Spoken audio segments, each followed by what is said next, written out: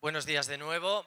Os voy a pedir que os vayáis sentando todos aquellos que queráis escuchar la siguiente charla, que vayáis ocupando vuestros lugares y recogiendo los cascos. Perdón por ser insistente, pero nuestras compañeras y compañeros de atención al público os van a facilitar estos cascos para tener una mejor experiencia de escucha, ya que, como sabéis, no utilizamos un elevado volumen en este hall del edificio de la Fundación Telefónica para no interrumpir o molestar a la zona del primer piso donde están teniendo lugar los diferentes networkings, talleres y exposiciones. Os recuerdo, además, en nombre de la organización, que tenéis una zona de networking en la página web de Podcast Days para conectar, para entablar contacto con los diferentes participantes, toda la gente acreditada, que además tenéis también una actividad que es el Scan and Drop, donde podéis ir capturando los diferentes códigos QR de los patrocinadores a través de la página web, y si los escaneáis todos entraréis en el sorteo de premios muy interesantes. La siguiente ponencia, no sé si habéis estado aquí ayer por la tarde, sobre todo en la última mesa redonda de podcast y medios de comunicación. Aquí se comentó una cosa muy interesante, y es que en Radio Bilbao recogieron la voz del artista Kepa Junquera, que por culpa de un ictus en 2018 perdió el habla, pero gracias a la inteligencia artificial generativa capturaron su voz y hoy en día han hecho un podcast que se llama Las voces de Kepa Junquera, donde se reproducen sus textos y sus pensamientos y reflexiones. La siguiente charla tiene mucho que ver con eso, con la inteligencia artificial y la presingularidad en la que nos encontramos ahora, en la que algo tan antiguo como el audio se encuentra con esa inteligencia artificial y el camino y el futuro que se presenta ante nosotros utilizando estas nuevas herramientas de inteligencia artificial. Y además voy a barrer también para casa, porque no sé si os habéis dado cuenta de que soy gallego, se me nota, pero es que resulta que en Galicia, en este año 2025, la Xunta de Galicia, la Consellería de Cultura, a través de la Fundación Castelao, ha recuperado también unas grabaciones, unas antiguas grabaciones de Castelao, que es quizás la figura más importante del galleguismo, que murió en el exilio en Buenos Aires, y ahora mismo hay una exposición que se puede visitar hasta el año 2026 en la Cidade da Cultura, en Santiago de Compostela, donde gracias precisamente también a la IA generativa podemos escuchar de la voz del propio Castelao reproducciones de sus textos literarios. Con lo cual me parece desde luego una oportunidad maravillosa de utilizar estas herramientas que se nos ponen por delante para generar contenidos, ¿no? Y en este caso vamos a tener en el escenario a uno de los guionistas y escritores más premiados de Chile, con una trayectoria que abarca cine, televisión, ficciones sonoras en plataformas como Amazon, Apple, Spotify o HBO Max. De hecho, me comentaba ahora que es el creador de la ficción sonora o del podcast más escuchado del mundo, que es Caso 63. ¿Y por qué es el podcast o la ficción sonora más escuchada del mundo? Porque se ha creado en su día en español, pero ha sido escalado, ha sido reproducido en diferentes idiomas a lo largo del mundo. Por ejemplo, en Estados Unidos me contaba que las voces de su ficción sonora son nada más y nada menos que la de Julianne Moore o Oscar Isaac. Estoy en lo cierto, ¿verdad? Pues él nos va a explicar precisamente cómo aprovechar estas nuevas herramientas que se nos ponen delante y hacia dónde van encaminadas también las nuevas narrativas, porque por su experiencia, como he contado antes, pues es desde luego uno de los creadores de contenido más importantes de Chile y por ello de habla hispana. Recibimos en el escenario de Podcast Days 2025 a Julio Rojas. Un fuerte aplauso para él. Muchas gracias. Gracias. Muchas gracias. ¿Se escucha bien? ¿Sí? Bueno, quisiera hablar sobre evolución, sobre la situación en que nos encontramos, hacia dónde nos dirigimos y dónde comienza este viaje del audio. El viaje del audio comienza siempre con una fuente de luz.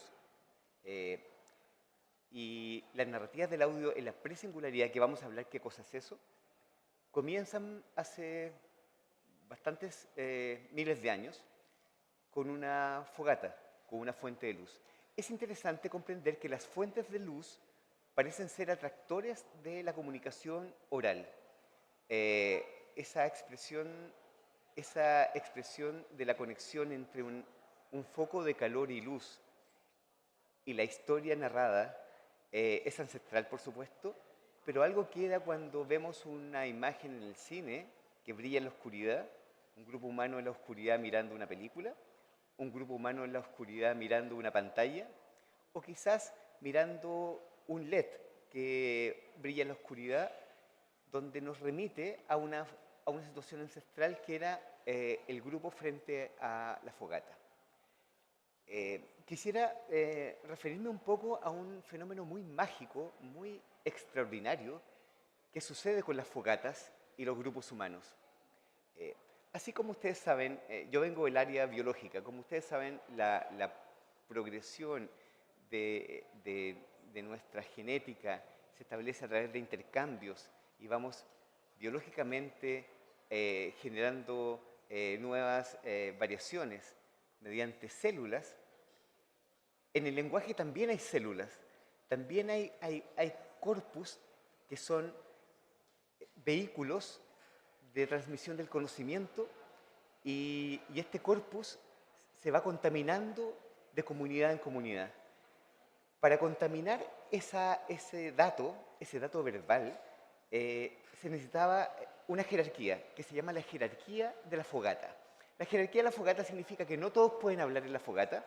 Hablaba generalmente la persona que había observado un movimiento. Esto es muy importante. Solamente el que había observado un movimiento durante el día tenía jerarquía para hablar en una fogata.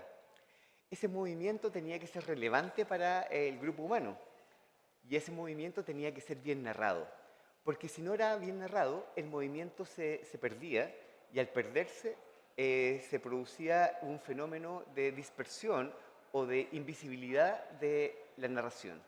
Entonces, para el narrador de la fogata comprendía que tenía que tomar esa unidad básica, la oración, que la oración viene maravillosamente de una palabra que es el acto de hablar en voz alta, porque viene de boca, de oro. Es un término que está completamente relacionado con la comunicación verbal, con nuestra boca, con nuestro sistema dentario. Yo soy dentista, imagínense cómo me lo sé eso. Y la oración es un virus que transmite movimiento, un movimiento que yo percibo y que transmite el movimiento a la comunidad. Si ese conocimiento genera imagen, se produce un fenómeno cinematográfico. Miren la paradoja. Una palabra genera un evento casi cinematográfico de superposición de imágenes, que se llama un sintagma, y eso le da un sentido a la tribu. O sea, es una réplica mimética del universo. Yo veo un movimiento, hablo el movimiento y todos imaginan el movimiento. Veo el tigre de dientes de sable, hablo sobre el tigre de dientes de sable y todo el mundo tiene en su cabeza el dientes de sable y eso se llama una oración sintagmática y ni siquiera voy a hacer no quiero ser didáctico, solamente quiero con esto comenzar, porque lo que estamos hablando cuando estamos haciendo, por ejemplo, una audioficción, es que alguien relata un tipo de corpus de célula oral que transmite una imagen para todos. Y eso es una locura bellísima, que una palabra transmita una imagen, es civilizatorio y es la joya de la corona de la expresión humana. Entonces llegamos a la fogata. Alguien tenía algo que contar, lo decía, y eso se iba a replicar en la mente de cada uno de ellos. Pero no era necesario solamente eso, era necesario un par de cosas más. que a veces las olvidamos, pero que si se ocupan, o a lo menos yo las ocupo en una audioficción, dan buenos resultados. Lo primero es que hay que relatar el movimiento, no hay que relatar lo subjetivo del movimiento. Me refiero a que es mucho más efectivo para la generación del sintagma en la cabeza decir, llegué a la casa verde, por ejemplo, ahora estuve en un faro, estuve viviendo en un faro. Cuando llegué al faro, las olas rompían y apenas pude entrar a la habitación, que esto fue verdad. Llegué en una tormenta y no podía entrar a la habitación porque tenía que esperar a que la marea bajara. Cuando yo digo eso, la gente imagina su propio faro, sus propias olas y su propia tormenta. Pero si yo hubiera dicho, llegué a un faro y tuve mucho miedo, o llegué a un faro y lo pasé increíble, eso no tiene movimiento, por lo tanto no tiene un sustento y no puede ser comunicado y no hay viralidad. Entonces la viralidad se establece a través del movimiento. Bueno, lo siguiente es que siempre, y esto viene del cine, siempre hay un placer potencial futuro en las narraciones, y ese potencial placer futuro es, y quería llegar a salvo al faro, o quería sobrevivir después de la cacería del mamut, o quería llegar a salvo a tal lugar, porque eso establece algo tan ancestral que es el fin del camino. Luego, por supuesto, no se puede contar el spoiler al comienzo, y eso se llama pérdida informativa. Vamos a hablar no contando todo al comienzo. Y finalmente, y lo más importante, esto tiene que tener una resonancia con el ambiente. Significa que si yo hablo del diente de sable, de verdad tiene que haber un diente de sable. Eso se generó y genera las grandes secuencias de diálogos cinematográficos y también conectados con el mundo del audio, que es que la gente deja de ver al personaje y está seducida por una imagen que está diciendo el personaje. En este caso, los corderos cuando ella era joven. Eso se llama el metasintagma. Bueno, ¿todo esto para qué? Porque el metasintagma, a través de vehículos como la radio, generaron un fenómeno de captura, una captura de información, una captura y un hechizo de palabras. Ese hechizo de palabras permitió representar cualquier cosa. Y el origen de la ciencia ficción audible fue una captura de un metasintagma gigante. ¿Cuál fue? Y fue la Guerra de los Mundos. Entonces la Guerra de los Mundos hubiera fracasado si Wells hubiera efectuado una comunicación que hubiera carecido de movimiento. La comunicación era implícitamente la descripción del movimiento de una invasión extraterrestre. Jamás habló de, entonces la gente tiene miedo, o me sentí abrumado, nada de emoción, solamente descripción pura. ¿Qué fue eso? Un agujero humeante. Veo luces, veo algo como una araña que se levanta. Todo eso generó en la audiencia el sintagma que no vio, pero lo vio tanto o más como si fuera testigo. Y eso generó la emoción. O sea, la regla en ese caso fue, nunca busques la emoción, relata el movimiento. Y si el movimiento está bien relatado, la emoción es una consecuencia del movimiento.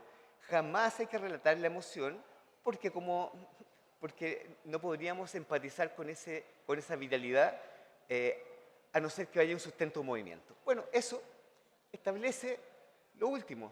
Y eso tiene que estar en resonancia con los miedos, con las sombras, con el Zeitgeber, con el Zeitgeist de los tiempos, con el espíritu de los tiempos, y por eso resuena la Guerra de los Mundos, y por eso resuenan los podcasts que vienen en lugares adecuados. Yo tuve la suerte de hacer un podcast que llegó en un espíritu de los tiempos que era la pandemia, y funcionó. Hubiera llegado un año después de la pandemia, no lo escucha nadie. Hubiera llegado un año antes de la pandemia, no lo escucha nadie. Entonces, la variable poderosa es movimiento y espíritu de los tiempos. Movimiento y espíritu de los tiempos. Y aquí viene un problema gigante para los narradores. El problema de la audioficción y la ciencia ficción, y cuando yo hablo de ciencia ficción estoy hablando de la realidad actual, que es de ciencia ficción, es que están pasando demasiadas cosas y el espíritu de los tiempos está cambiando rápidamente. Y quedan atrás o envejecen mal ciertas narrativas. Eso alcanza su máxima expresión, por supuesto, en el cine, donde uno diseña una película, llega 5 años después y ahora es muy audaz hacer una película y que resuene con el espíritu de los tiempos, porque puede que haya cambiado ese espíritu muy rápidamente. Sí, hay una especie de tendencia que uno podría ir a la segura y decir, ¿cómo viene el futuro? Y uno puede tomar todos los autores de ciencia ficción que han sido los grandes generadores de predicciones futuras, los grandes analistas del futuro.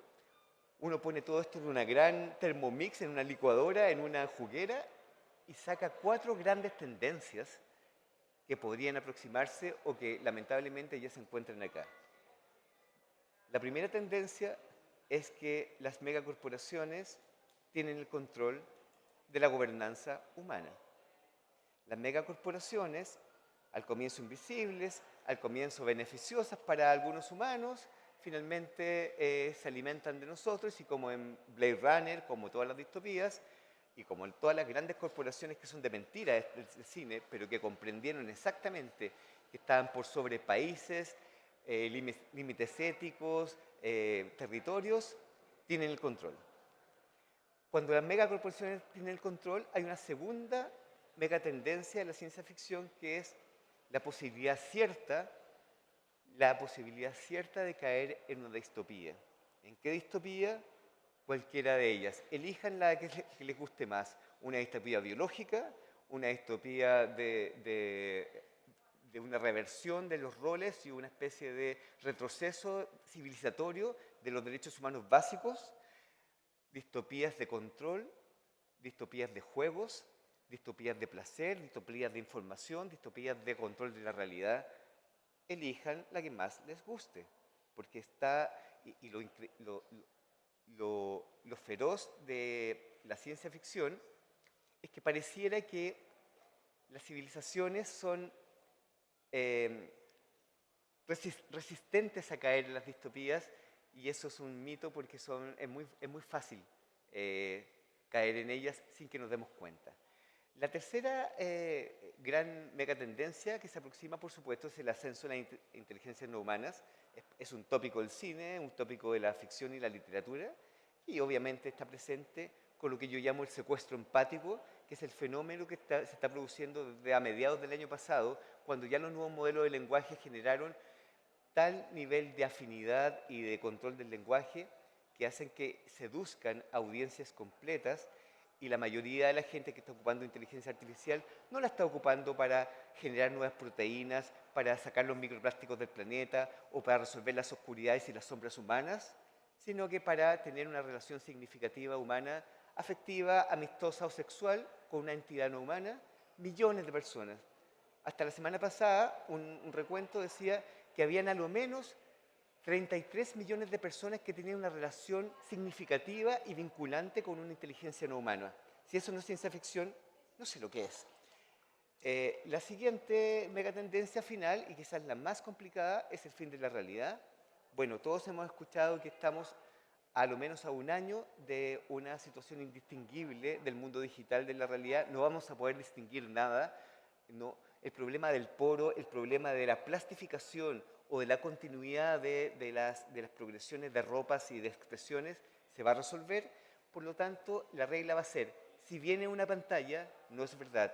Si escuchas algo, puede que sea mentira.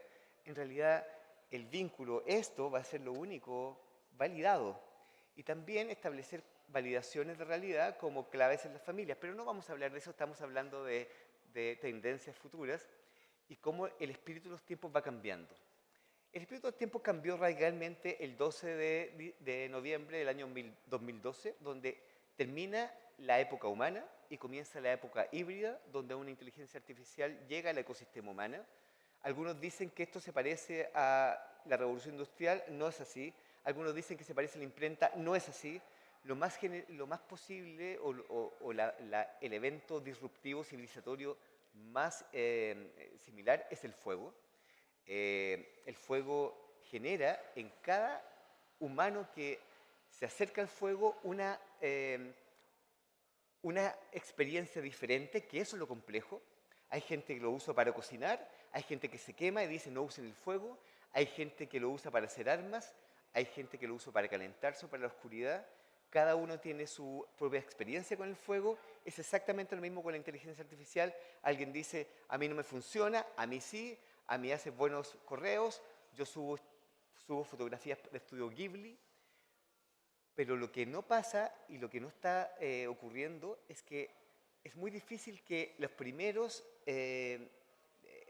utilitarios o las primeras civilizaciones que usan el fuego puedan prever la revolución que va a generar el fuego para generar esto, para generar civilización. Que es lo mismo que nos está pasando a nosotros, que no podemos prever lo que viene. Lo que sí podemos prever es que estamos en un momento antes de una línea roja llamada singularidad, que es cuando la inteligencia artificial alcanza su máxima expresión, y estamos en una especie de rectángulo naranjo o amarillo, que es un mundo Wikipedia, una fecha de Wikipedia, que estamos a 5 años a lo máximo, o a 10 años si fuéramos muy conservadores, de un cambio radical en la experiencia humana, donde van a empezar a conversar 4 áreas gigantes, nanotecnología, neuronas, genes y átomos, y van a construir un nuevo orden de cosas, un nuevo mundo. Y cuando hablo de un nuevo orden de cosas no estoy hablando de conspiraciones, estoy hablando de un nuevo orden de física, biología, materiales. La posibilidad de inmortalidad biológica es altísima antes del 2030, y eso no lo digo yo, lo dice gente muy respetada, y eso solamente ya equivale a varios podcasts de reflexión. Entonces estamos frente a un universo donde hay un despliegue gigante de cosas nuevas, de amplificaciones, de tecnosomas que tienen agenda, de la posibilidad de un nuevo mundo con oscuridades y con brillos, la posibilidad de erradicar las sombras de la humanidad o la posibilidad de que la moneda caiga en el lado equivocado y que sea un riesgo existencial. ¿Todo esto por qué? Porque, de alguna manera, lo que estamos contando ahora está atrasado. Lo que estamos contando ahora está completamente atrasado y vamos a tener que lentamente hacer una interfase entre contar lo atrasado y que genere y cautiva audiencias, contar un poco lo que viene para no tensionar y contar y que haya gente que cuente lo que viene, porque es necesario que sepamos lo que viene para tomar decisiones. Y no hay nada más vinculante que un podcast o que el audio para generar esa reflexión. El problema es que hay demasiadas fogatas ahora, hay millones de fogatas. ¿Cómo atraer a la fogata adecuada? ¿Cómo yo llamo a que escuchen mi fogata, siendo que hay tantas posibilidades de expresión de esa fogata? Y no basta solamente con contar el movimiento, con pérdida informativa, con la resonancia, con el placer, sino que basta con algunos trucos que quisiera compartir, que son unos trucos absolutamente personales, pero quizás a alguien le pueden resonar, que cuando yo los olvido me meto en problemas, y cuando los pongo en las audioficciones a veces les va bien. Y son algunas reflexiones, algunas claves narrativas finales para este mundo pre-singularidad. Lo primero es, usa una estructura lineal de 3 actos, no juguetees con estructuras alternativas, no porque la gente no tenga capacidades cognitivas para empezar a hacer abstracciones, sino que el lenguaje es progresivo, va del pasado al presente, y al contrario del sintagma visual, no podemos empezar a jugar con el tiempo, cuesta mucho empezar a comprender, esto fue antes o esto después. Solamente hay un cierto rango de juego, pero ojalá para alcanzar la máxima vinculación, estructura de 3 actos tradicional. Lo segundo, vital, la marcación del punto de vista, quién está percibiendo el universo, en qué zapatos estamos generando el viaje, cuál es el personaje que se lleva el audio y el universo sonoro para su casa. Cuando hay un grupo hablando y alguien dice voy al baño y esa persona tiene el punto de vista, no se queda el resto conversando sobre qué está extraño, Julio. Sí, lo noté bastante extraño. Nadie puede ver eso porque en este caso el personaje llamado Julio que se fue al baño es el punto de vista, por lo tanto nos vamos con él sonoramente. La marcación del punto de vista es la herramienta de mayor vinculación auditiva al ser humano. En la fogata se sabía, nadie cambiaba de punto de vista y de narración cuando estaban relatando algo, porque sabía que la audiencia se iba a perder y se iba a extraviar y se iba a cortar el vínculo mimético que se tenía con con su audiencia. Lo tercero, y es tan obvio esto, escribe en pérdida de información. Somos una especie curiosa, sobrevivimos a las estepas, a los predadores, porque fuimos curiosos, no queremos saber todo, no podemos con la ansiedad cuando un viernes en la tarde nos dicen, mira, el lunes voy a hablar algo súper importante contigo, eso nos destruye el fin de semana, queremos saber. Por lo tanto, la trampa universal que debe saber todo narrador es que tienes que escribir en pérdida de información y nunca en ganancia. Jamás un spoiler extraño al comienzo. Que es un vicio de las plataformas del audio, de visuales también, donde para generar un enganche, un falso enganche, ponen el spoiler final, ponen la joya de la corona al comienzo, como si eso fuera una estrategia válida para seducir audiencias por si alguien se va antes. No, no hay mejor pegamento universal que el misterio. Lo último, usa metasintagmas de universo físico, lo hablamos. Es vital que en la conversación se establezca un parámetro de descripción de universo físico para generar y dar elementos de construcción de tu sintagma en tu cabeza y puedes hacer tu película 3D, 4K en tu mente. Y eso es diálogo descriptivo del universo físico. Finalmente, por favor, deja que narre el entorno. Es maravilloso que estamos acá y escuchemos el sonido de una protesta que viene, de los automóviles, del universo, porque nos da algo tan ancestral como esto es tan verdad que no pudimos obviar que se contaminó el universo con el resto del universo. Y eso genera una empatía gigante. El universo que yo llamo el vector de soporte y el universo referido. Finalmente, creo que esto es vital. Nunca seas genérico. No escribas jamás para todos, escribe para fanáticos. Y esa pasión de escribir para fanáticos se contamina y el no fanático dice, a ver, yo quiero participar de esta fiesta. Nunca escribas para todos, jamás esas situaciones masivas, sé súper específico. Y mientras más específico, más gente va a querer escucharte. Escribe para fanáticos. Y obviamente hay algo biológico. 10 a 17 minutos, no es que todo tiene que durar 10 a 17 minutos, sino que ahí hay un puente y una especie de punto de recarga de atención. Y hay que quizás hacer una estrategia recarga la atención, pero es muy difícil seguir un relato audible después de 17 minutos sin esos puntos de recarga o puntos de alguna manera de estadios para volver a seguir un nuevo ciclo de escritura. Finalmente quiero referirme a algo que es el elefante en el ropero en estos 2 últimos minutos. ¿Cómo viene en 10 años esto? Nadie lo sabe. Ustedes saben que la moneda va cayendo para un lado y otro, pero sí hay algo certero.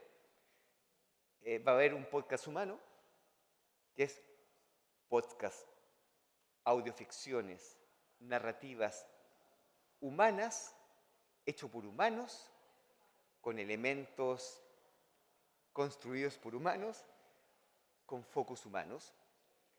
Y esa es la joya de la corona y va a tener una carretera. Y la gente va a pensar y va a querer, esperemos, que eso es el territorio donde es más confortable estar. Pero no podemos tapar el sol con el dedo y obviamente va a haber otro tipo de formato que va a estar compitiendo con eso, que va a ser un podcast de audioficción híbrida, donde puede que haya un prompt humano, un productor humano y el resto sea completamente artificial. O puede haber una combinación de entre un humano y una entidad no humana. O puede que el humano sea lo único humano y el resto, todo el desarrollo sea no humano. Por tanto, son combinaciones y pareciera que yo creo que va a ser un 50% esto, un 25% el primero y un terrorífico 25% final. que vamos a llamar un fast podcast, un podcast de sintético y un podcast que lo hace una entidad no humana que percibe el nicho que falta y dice, este semestre veo pocos podcasts de terror para adolescentes, voy a hacer uno automáticamente y se demora un segundo y ya está en el aire, con todo sintético, solamente por inferencias. No vamos a poder evitar ese tsunami de información sintética que viene. ¿Cuál es la estrategia? ¿Ser neoludistas y empezar a dinamitar campos de servidores? No, no. Quizás comprender que el público se va a segmentar y espero que la joya humana o la adhesión que generaba la fogata humana sea lo suficientemente atractiva, aún en estos tiempos extraños, para generar audiencias de humanos para humanos. Gracias.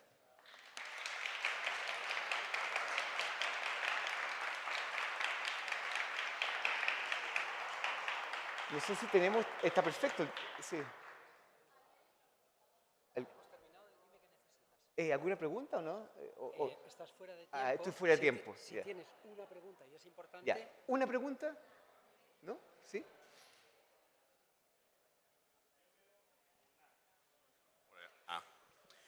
Bueno, ¿qué piensas de la relación entre los puntos que dijiste, de las distopías con las megacorporaciones, si no es una creación como ideática para que no haya futuro? Sí, o un futuro diferente, claro. Si no lo puedes hacer, lo tienes que comprar.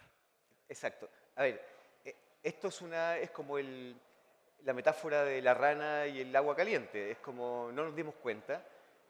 Mucha gente dice que Internet, no el mundo de redes sociales, Internet fue un proceso casi evolutivo para la alimentación futura de la nueva etapa. Nunca fue para nosotros. Y como siempre, cuando algo es gratis, tú eres el producto. Ya estamos en esa distopía, ya la discusión es estéril, o sea, ¿cómo sería como, ¿qué hacemos? Sí, yo creo que se tiene que generar un espacio de disidencia humano, y el espacio de disidencia humana tiene que ser bien aplicado, porque todo puede envejecer muy mal. A veces, ser demasiado radical puede en 4 años más ser absolutamente inconducente. No hay que regular esto, porque regular esto es poner energía en algo que no se puede regular.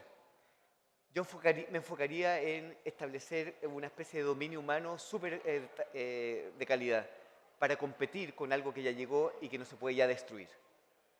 No tenemos más tiempo. Muchas gracias.